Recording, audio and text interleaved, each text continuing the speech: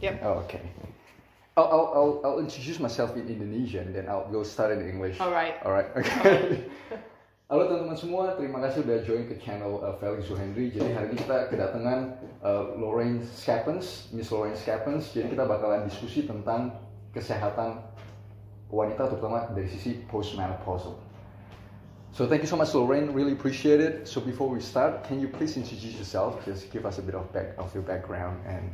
Yeah, sure. Thanks, Felix, for giving me this opportunity to hopefully educate some of your members, etc. I'm Lorraine. I'm originally from the UK, so a little bit of a different accent compared to New Zealand. And I've been in the fitness industry for a very long time. I got in when I was 18, which is over 30 years ago now. Background started off within aerobics, teaching lots of aerobics, onto managing a health centre in the UK. Came over to New Zealand. I personal trained at Les Mills, which is quite a big gym over here. They set up over here, trained there for 18 years. And 12 years ago, I decided to set up my website, pregnancyexercise.co.nz, because I'd specialised first in pregnancy, postnatal. I didn't think the information what I had was getting out to enough people, and I wanted to educate a lot more women on pregnancy, postnatal, and now perimenopause. So I use the website for that. So that's what's included. So I do online programs and blogs, etc. But I've also coached triathlon, which gives me great background and research to put into the programs and to train and educate mums just basically on the rest period, which a lot of people forget about, and then the specifics in rehabilitation and pelvic floor and core training as well. So my focus has never been on the kind of weight loss, shape up, fast results. It's long term. I want parents like ourselves to be able to run after our kids without worrying about back pain, to age well, to do that with grandchildren, etc. So whatever we do now is something that needs to be a long-term kind of habit. So that's what I promote, long-term health and wellness. Yeah, that's amazing. Yeah. Thanks so much, Lorraine, for the introduction. So let's get into the exercises, the importance of exercise in terms of maintaining muscle mass and bone mineral density, especially for the elder women. Yeah. You know, like one of the negative mindset that is very, very pervasive in Indonesia, and it sometimes is being promoted by medical professions as well, weirdly, is that once you get older, it's just relax, just chill. You don't have to put on any effort on maintaining your physical ability, just chill and be retired. Yeah. And for me, that's like, that's the most dangerous piece of advice that you can give. Yeah, yeah. And no wonder, like, our elderly, especially postmenopausal women, it's just definitely not as as amazing as they should be in terms of their posture, their general health, their metabolic health, especially. Yeah. And by the way, we are ranked 5th in terms of diabetes. Oh yeah. Yeah, ranked 5th in terms of diabetes in the world. That's how crazy it is.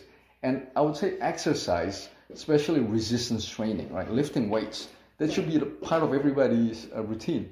It should be. What do you think? That's so interesting, that because, females, we do tend to live out males. Yes.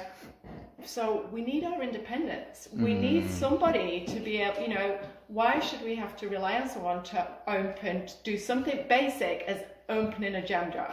That requires strength and function.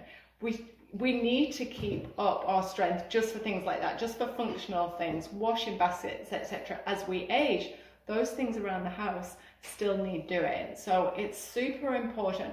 Once we start to age, we know that after 30, that everything starts to decline. Our lean muscle tissue starts to decline, our bone health starts to decline, and our bodies do start to age because of the cellular repair. But we can start to prevent that and reduce that from happening. And from exercise and specific exercises to help with that.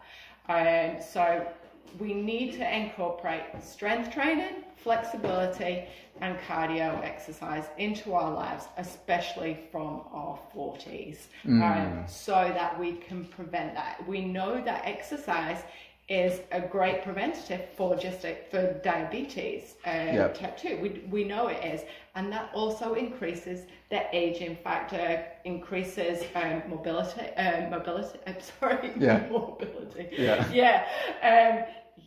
And we also know with women who have a fall, once they're over 60, there's a high incidence that they won't survive that year.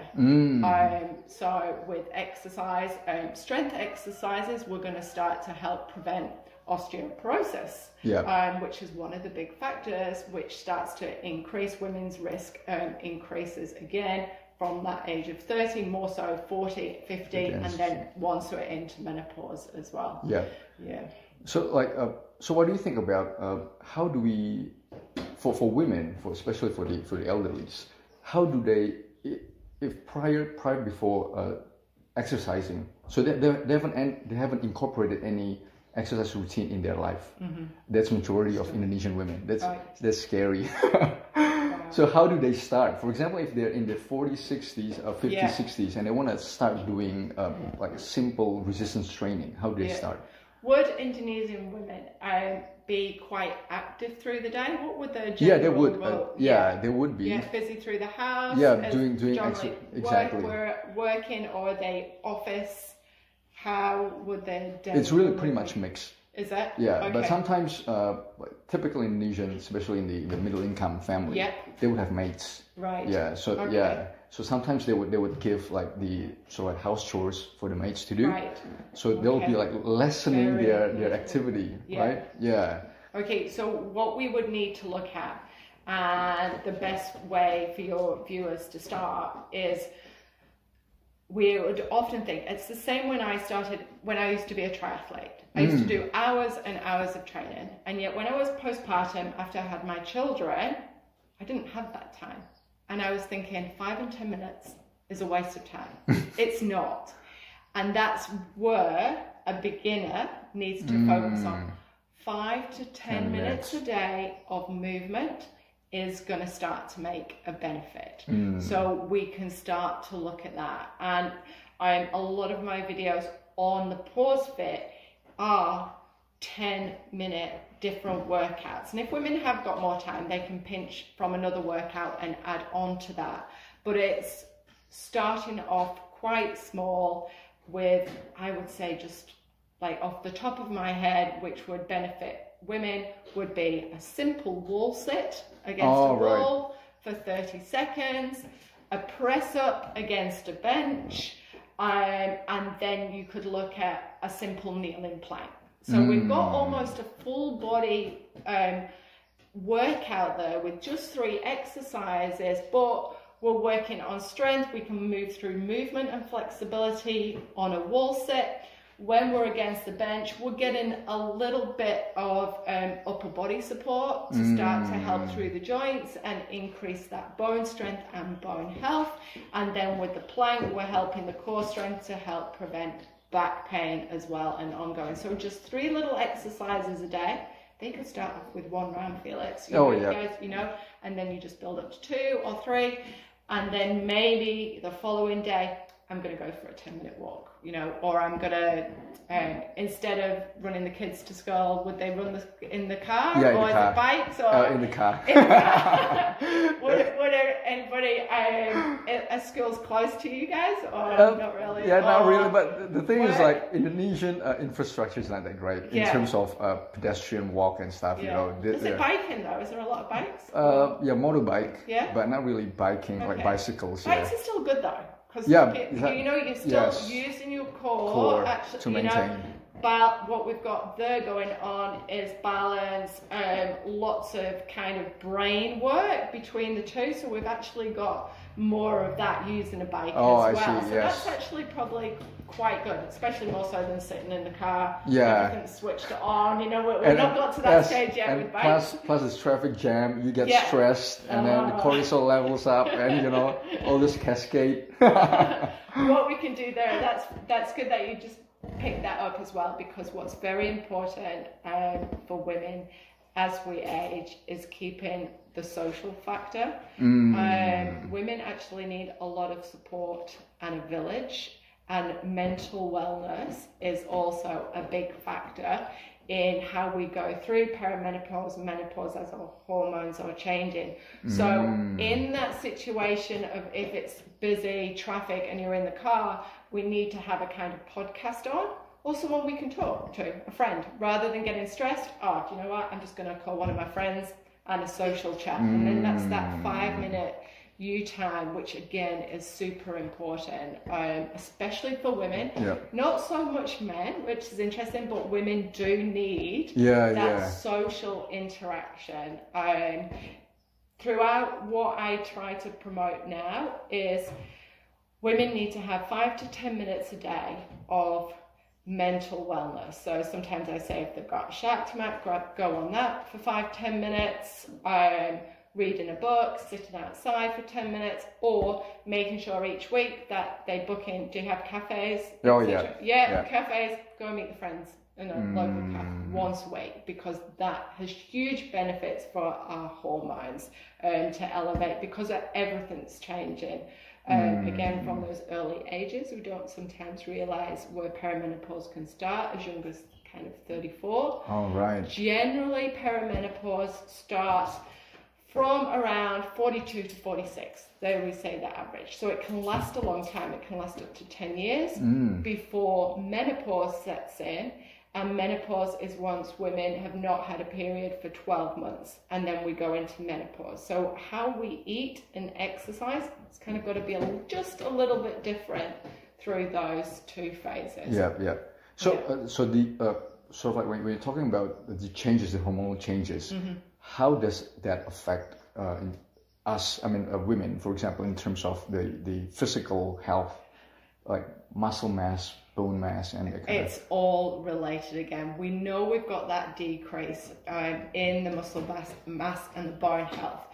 Estrogen starts to decline. So estrogen helps, is our main reproductive hormone with the ovaries, but estrogen also affects all the muscle tissues in the body, the pelvic floor muscles, actually the bone health, brain health. So estrogen has around about 400 roles in the body. So when you think for women that's starting to decrease, it's going to affect the whole body. The whole body, So we need to look at everything as a whole, which is why when I address, and women are busy in this time. A lot of them could be running companies, high up CEOs of companies, kids are all at school or at university, but they're still very busy and not kind of to think about themselves, which again, we've got to try and turn it around. So what you've got to incorporate into those exercises or your workout plan is making sure that you're hitting strength, cardio and flexibility within that same workout. So you're getting really good bang for your buck and for your time. Because your whole body, mental wellness, health is starting to become affected, unfortunately, from estrogen. Pregnancy wasn't enough for us. And postpartum and breastfeeding, and now we're going to go through perimenopause and menopause. So And the sad thing for me, right, when I see especially elderly women in Indonesia, is that this kind of mindset kind of hold them back in terms of, I don't want to lift weights, because my muscle mass is decreasing, my strength is decreasing, and my bone mass is decreasing. And if I lift weights, it's gonna fracture my bones.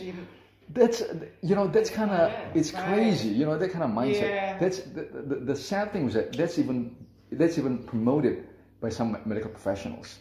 Because I'm running a coaching program as well, one-on-one coaching program. It's becoming a norm. Like when you're older, the doctor said don't lift weights because your masses, your strength is decreasing and your bone mineral density is lower. So if you lift weights, you're gonna put pressure. But we both know, the scientific evidence is just so obvious you're lifting weights, you're maintaining muscle mass, you're maintaining or sometimes even increasing the bone mineral density, which kind of prevent frailty and prevent fractures when you get older. You know, that's the stuff that's the stuff that we know. But the thing is, like, I was so surprised when I got those comments. So interesting, Felix. Yes. And it's such a worry. There's such a worry. People, you know, for sure, population, yes. And you know, And the worrying thing was that, you know, it's more common now. It's becoming more common that people are getting metabolic diseases in their 20s, 30s, 40s. You know, and it's common that you kind of went away, you passed away in the 60s. Like, for me, it should not be there. No, it shouldn't. That's actually still really young. If you want to be around for your grandchildren, our kids are having children later in life. We know in the West, the average age for women giving birth is now kind of 28 to 31. So by the time, you know, my kids are having, we're going to be in your 60s and 70s. Yes. We're going to be able to enjoy that and at least live to see that. So we have to start to look after ourselves, and that is actually quite sad. I still don't know whether it's based on that kind of quick fix, you know, quick thing to do, but it's quite hard also as well. I mean, over here, rather than women, I don't think we're educated enough. Exactly. We've not been looking at this and the effects of menopause, maybe, you know, for a long time, because they brought the hormone replacement out very, very quickly, which seems to be, you know, I don't want to hear kind of all this, we're going, depression can increase, anxiety can decrease through perimenopause, and menopause women become more susceptible to it. That's what I was saying about your mental health. And yet again, the doctors don't want to look at kind of starting to get maybe sleep right, exercise right, or nutrition right, before they go on to the hormone replacement. So it's kind of like, there you go, don't want to see you anymore, you know, it's that kind of quick fix. And maybe it's easier for GPs to say, okay, just don't do anything, or I'm not sure. But it is quite sad, because we do, you know, I want to live a long time, you know, and be able to move. In your experience here in New Zealand, when you look at maybe women in their 50s, 60s, what kind of exercises are they pretty active? Like, in your experience, how do what kind of exercise routine in general population that you see? In the general population, it's interesting, right? Because I see a lot of fit and healthy mums and women in the past, but I still believe that it's only 20% of the population that are exercising. So again, trying to help people who haven't exercised, I believe it's what you're doing. It's based on education and knowing that a little bit, and just starting out is actually going to help. You are going to see some benefits and feel the benefits of moving within a couple of weeks. You know, so it can be that quick. If we can have a look at maybe the food that you're eating and just go from there, you might start sleeping better within a week. And that's huge. You might be able to reach up. For the women over there in Indonesia, they might be able to reach up, you know, to the top shelf, which they've never done, you know, not been able to do before. Gardening. Do we garden? Yes. Some people do. But most people don't. Gardening's hard. It's hard. It is. It's really hard. But we can start to do this. Those things. You know, still take our grandkids out. I think that's where we need to try and promote to those people who aren't exercising. We do live in worlds now where most of our jobs and more of them are going to be sat in front of the computer or at home. So very minimal movement. And what do you think when people say this is a common myth as well? people, women in Indonesia do not want to start doing resistance training because they're gonna look like a bodybuilder. Yeah. What do you think about it? We're going to bring that up. It's the same over here. Everybody's worried and still they start to do it. But women, we're not made up like guys. We've got a lot lower testosterone. Everything's starting to decrease anyway. We're actually losing our muscle tone. So it's actually going to take some time to build up some lean muscle tissue. And we can do that a lot with body weight exercises, especially if women are just new to starting. We probably won't even start off with lifting any weights to start with, and then we bring the weights in slowly. But for a woman to kind of bulk up, we would have to do a lot of weights, kind of split routines, biceps in the morning, and eat a lot of protein. And even for men, you know, like because in the Instagram world now, in the social media, you see all those men like sort of like really big, like really toned, and like people don't realize, even for men, it is super difficult to get that body. Unless you have like special enhancement, you know. And you're going to need a lot of money to have that as well. Exactly. It's like about 6 eggs in the morning. Exactly. And people don't realize. Like for me, I eat normal protein. You know, like for me, I'm just lean. I just try to maintain my muscle mass. I'm not trying to bulk up or whatever. But people don't realize that you need a lot of protein. Plus, you need special enhancement. There's no way that naturally you're going to build that. No. Now, so for women, it's practically impossible to be like that. It is. It's very hard. So naturally it won't happen. So hopefully we've changed a lot of different views on that. It's very hard for women to bulk up. To bulk up like that. Yes. Absolutely. Thank you so much, Lorraine. Really appreciate your time. You're welcome. This is super interesting. Hopefully we can do it again sometime. Sure, I'll be back for sure. Absolutely. Terima kasih bagi teman-teman yang udah join. Really appreciate Lorraine's time. Semoga podcast ini bisa bermanfaat. I'll see you then.